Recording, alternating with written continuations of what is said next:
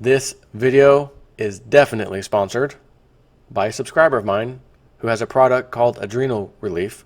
As I mentioned in another video a little while back, there's still a 25% off code on Amazon that he made revalid again for this month, and that is REALIST1. Again, the product is Adrenal Relief. Increase happiness. Ashwagandha can ease stress and anxiety by 44%. Sleep. Magnesium is well known for its ability to relieve insomnia and relax muscles. Boost energy. Vitamin B complex can do this naturally without the use of caffeine. No gluten or soy. We strive to be as healthy and as natural as possible. Currently has a 5-star rating on Amazon with 29 reviews and climbing. So if you want to support a J-Snip4 subscriber and his great product, which he had custom made, by the way, with the ingredients to his liking, again, that is Adrenal Relief, and I will provide a link in the description box with the discount code should you want to purchase them. All right, so I think today I'm going to start off with, debt ceiling talk. Once again, kick the can, as they say, down the road. Debt ceiling talk. Mr. McConnell responds to New York Times Trump feud article. We are working to prevent a U.S. default. Are you kidding? And then, of course, from Wolf Street, that was Zero Hedge. Fitch threatens U.S. with a downgrade. It's all you need to get those politicians, those little critters, those congressmen and women, bunch of con artists, to get them up, and let's just have, as they say, let's have a clean debt limit increase. In other words, don't add any pork, don't add any nonsense. Let's just go straight up, debt ceiling. They'll probably up it another $1 trillion like it's nothing. Not to mention, they may have to go quite a bit more than that because of all the shenanigans that's been happening this year. Rob Peter to pay Paul, like I just said yesterday in that article, $800 billion probably at least will be instantly added as soon as they get past the debt ceiling crap. And I'm going to tell you, it is raining hard right now. And from the looks of it, this mic is not picking it up. See, I knew there was a reason why I got this little pre-mic amplifier thing. Because you can set it to the sensitivity in certain settings, background noise. And I'm pleased to say, it is raining as hard as it was when I was in the car the other day. And everyone was like, oh my God, Joe, that video is horrible, man. Roll your freaking windows up next time. Dude, you really think I'm driving home pouring rain with my windows down? Those windows were up. That rain was just pounding my car. And it's pounding this building right now. And I don't even know if you can hear it. This is wonderful. So yeah, Mitch McConnell. Let's see. In addition to Trump's bombastic, this is Zero Hedge, bombastic Phoenix rally promised that he would shut the government if needed to build his Great Wall. Among the catalysts for today's risk-off settlement in the market was a bombshell New York Times report, according to which the relationship between Trump and Senate Majority Leader Mitch McConnell had disintegrated. And the feud between the two escalated to a point where after a recent screaming fest on the phone, the two Republican leaders had not spoken in weeks, and that McConnell voiced doubts that Trump can save the presidency, suggesting the animosity between the president and the most important person in Congress had never been worse. Moments ago, McConnell responded to the New York Times article, and without explicitly denying any of its findings, said that he continues to work with Trump on a share agenda together, and anyone who suggests otherwise is clearly not part of the conversation, and that his and Trump's teams remain in regular contact to prevent a U.S. default. McConnell says he and Trump, their teams, in regular contact. McConnell committed to advancing shared agenda with Trump. McConnell says he, Trump, working to prevent U.S. debt default. Are you sure? Because it sounds to me like Trump was saying, you're going to give me my wall, and you're going to give me my tax cuts, I think is what he's probably going to say too. So I know you guys want a clean debt ceiling increase, but I bet President Trump's going to say, oh, you want to increase the debt ceiling? So do I. But you're going to give me my wall, and you're going to give me my Obamacare repeal and replace, and you're going to give me my tax incentive, my tax, what are they calling it? Corporate tax, what was the name? They had a special name for it, whatever, Judging by the lack of reaction in the market. All McConnell managed to do with his comment is confirm the New York Times underlying story that there is now a wall of ice between the two political leaders, and that the probability of Trump passing any that's it, tax reform. Tax reform is virtually non-existent. Again, so I gotta stop. It's so loud. It is raining so freaking loud right now. I can't believe this mic is not picking this up. It is literally rainstorm of epic proportions, like buckets on my effing head. Wow, I'm just surprised by this. I'm sorry about that. It's incredible to me. You have no idea how loud it is right now. Like, I feel like I have to yell into the microphone. It's so loud, but I'm realizing, no, you don't. I can see my settings. You're fine. That's a cool thing. That way I know now if I'm going in the future, anytime in the future, when I'm out here doing videos and it's a raining and thundering and lightning, ain't got nothing to worry about. Maybe some loud lightning, you know, thunder, whatever. So anyways, Trump is saying, and I think reading into this, a wall shut the government down. And no, it ain't just for the wall. That's what I think's going to happen. So of course, as we get nearer to debt, you know, debt ceiling talks and let's kick the can or let's raise it, whatever, Fitch, you know, ratings agencies. And I want you to think about little Timmy Geithner. Remember, Treasury Secretary for a short period of time, Obama's right-hand man. He was doing the interview. Is there any risk of a U.S. getting a bad, you know, its credit score knocked down? Oh, absolutely not. No, there's zero chance of that. And listen to me. I love playing that little clip. I'm not going to do it this time, though. And promptly after that, we get it downgraded. So now Fitch threatens U.S. with downgrade. Let me ask Fitch something. Hey, Fitch ratings agency, how come you didn't threaten the banks, the mortgage lenders, back in 2004 or 5, even prior to that, 3, 4, and 5, before 2006, 7, and 8 came? Why didn't you give them a warning? Hey, this is you can't just do these ninja loans. You can't do all this stuff. You can't loan to people who aren't creditworthy. Why didn't you give them a warning? Huh? Anyways, Wolf Street. Fitch threatens to downgrade U.S. Did it forget how the U.S. government hounded Standard & Poor's? Bitter irony. Just yesterday I had a conversation with Bill Tilley's. Or is that Tiles? No, that's not Tile. That's Tilley's.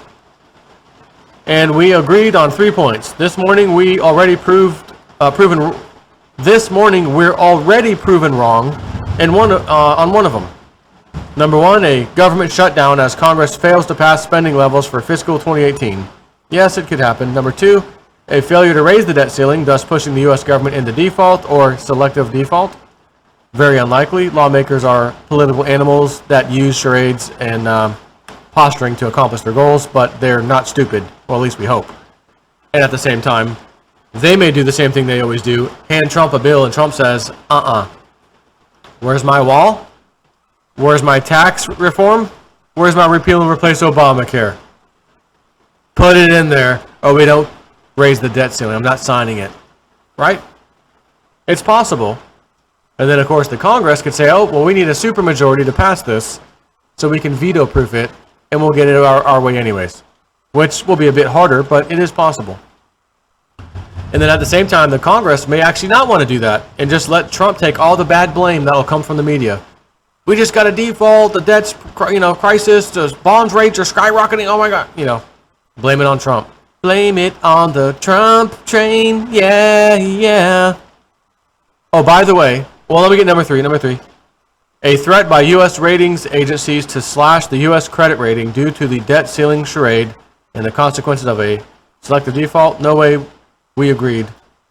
Ratings agencies learned their lesson from how the U.S. government hounded Standard & Poor's after 2011 downgrade of the U.S. So, oops. So, by the way, Cliff High sent me Generation 3 night vision goggles. And I'm not 100%, I'm going to assume they're probably waterproof, but I'm not chancing it.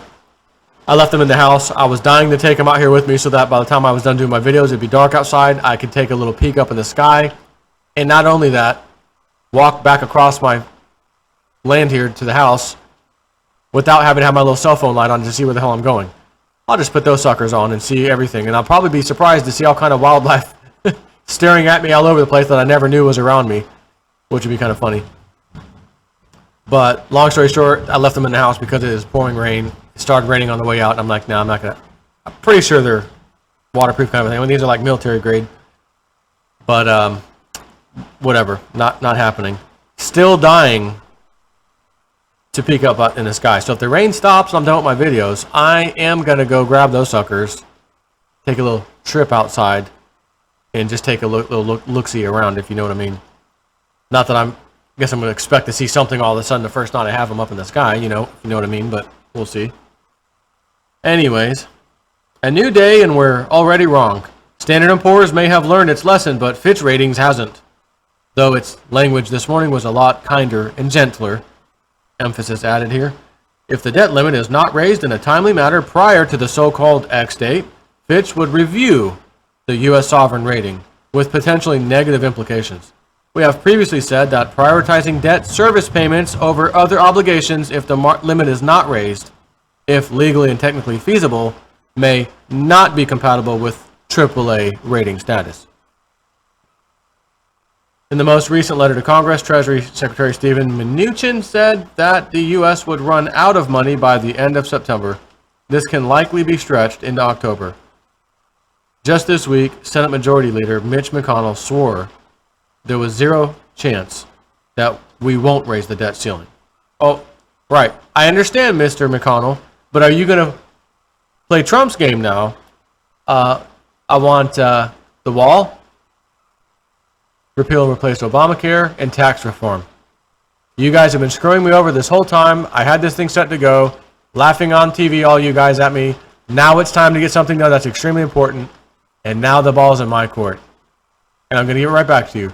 Put my things in there that I requested, and we'll get a very good debt ceiling uppage. And I'll sign it tomorrow. And they're going to say, no, it's just a clean debt ceiling increase. We don't want to add that stuff. That's my guess. Doesn't mean I'll be right. But if I were Trump, I know what I would do. So, anyway, so if push comes to shove, debt payments would be prioritized and the U.S. wouldn't default on its bonds, Fitch believes. But defaulting on other obligations also has consequences. In Fitch's view, the economic impact of stopping other spending to prioritize debt repayment and potential damage to investor confidence in the full faith and credit of the U.S., which enables its AAA rating to tolerate such high public debt, by the way, would be negative for U.S. sovereign creditworthiness.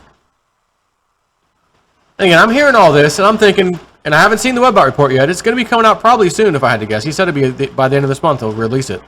And this is an alto report, not the crypto report.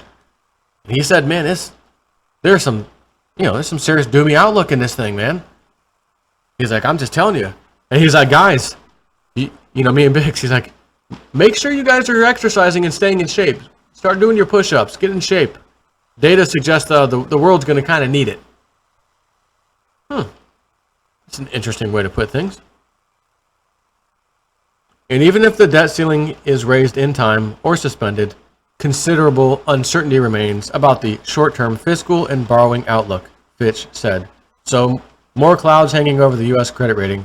And let me go here with you. Let's say Trump bounces back. Yeah, I want these things put in the bill, then I'll sign it. Like I've been saying now for about 4 times. And the Congress says, no, what are you talking about adding pork and stuff? Who would ever do such a thing? Donald Trump, we want a clean debt ceiling raising. Oh, wait a minute, you guys didn't do that before. You didn't mind adding pork to all these other ones. But this one, you want a clean one. Oh, okay, I get it. Not that they haven't done a clean one or two here or there in the past, but they absolutely have added some pork on these.